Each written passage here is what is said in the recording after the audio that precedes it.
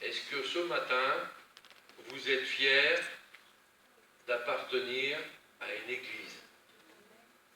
Est-ce que ce matin, vous êtes fiers d'être sauvés? C'est un privilège, hein? C'est une grâce d'avoir accepté Christ dans nos vies, nous qui ne méritions rien.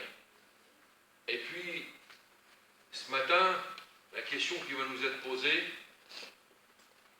Dieu, est-ce qu'il peut être fier de nous?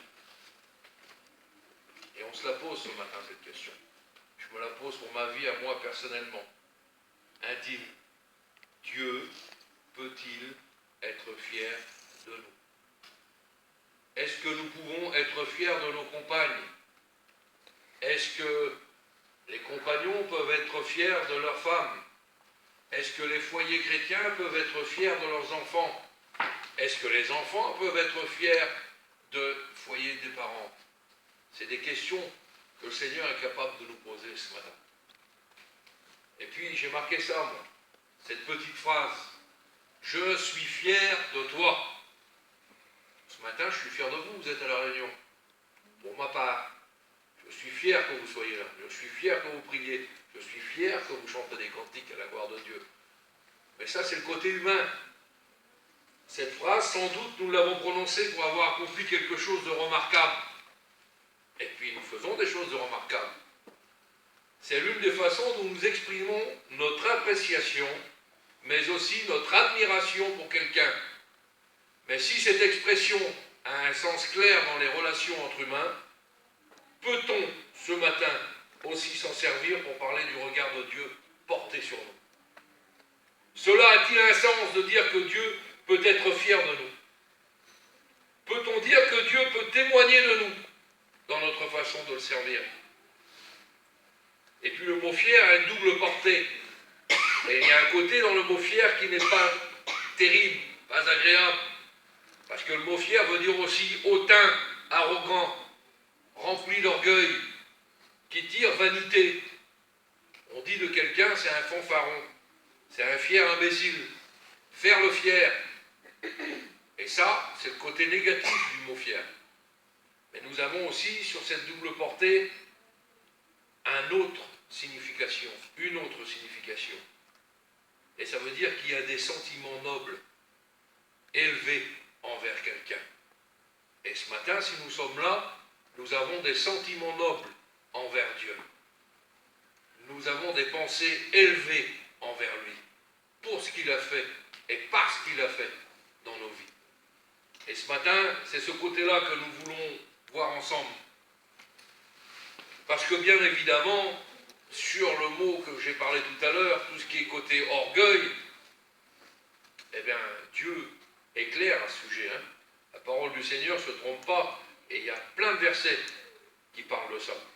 Psaume 31, verset 23, il punit sévèrement les orgueilleux. Proverbe 15, verset 25, l'Éternel renverse la maison des orgueilleux. Jacques 4, 6, Dieu résiste aux orgueilleux, mais il fait grâce aux humbles. Quantité de versets nous parlent de l'orgueil, de l'être humain. Mais moi, je voudrais voir le côté positif du mot fier. Dans le sens, Dieu peut-il avoir un regard favorable sur nos vies? Dans le sens, peut-il dire de nous, je suis fier de mes créatures. Je suis fier parce qu'il est obéissant, droit, intègre. Je suis fier parce qu'il travaille pour moi, ça c'est pour le service. Je suis fier parce qu'il fait ma volonté et qu'il ne m'abandonne jamais. Je suis fier parce qu'il a remporté le prix, la victoire, le couronnement. Et ça, je pense que ce matin, c'est notre but ultime à tous. Est-ce que c'est votre but à vous? Alors, est-ce que le Seigneur pourrait dire ça de nous ce matin? Je suis fier de toi. C'est une grande question. Et dans Philippiens 2, verset 13, cela semble une manière trop humaine de parler de Dieu. D'ailleurs, tout ce que nous avons vient de Dieu. Lui qui opère en nous le vouloir et le faire. Nous ne lui apportons rien que ce qu'il nous a donné le premier. Et Jésus va jusqu'à souligner, dans Luc 17, 17, versets 7 à 10, que nous sommes des serviteurs inutiles. On peut faire la lecture ensemble, si vous voulez. Luc.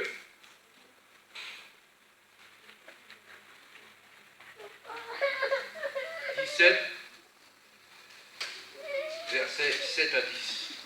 Qui de vous, ayant un serviteur qui laboure ou paie les troupeaux, lui dira, quand il revient des champs, approche vite et mets-toi à table.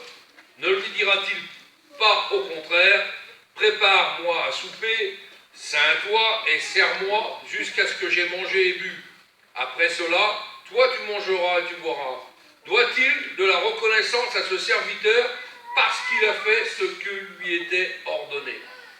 Vous, de même, quand vous avez fait tout ce qui vous a été ordonné, dites, nous sommes des serviteurs inutiles.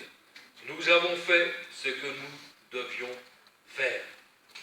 Alors comment, dans ces conditions-là, en étant des serviteurs inutiles aux yeux de Dieu, est-ce qu'on peut être fier d'un serviteur inutile ce matin? C'est une question que je me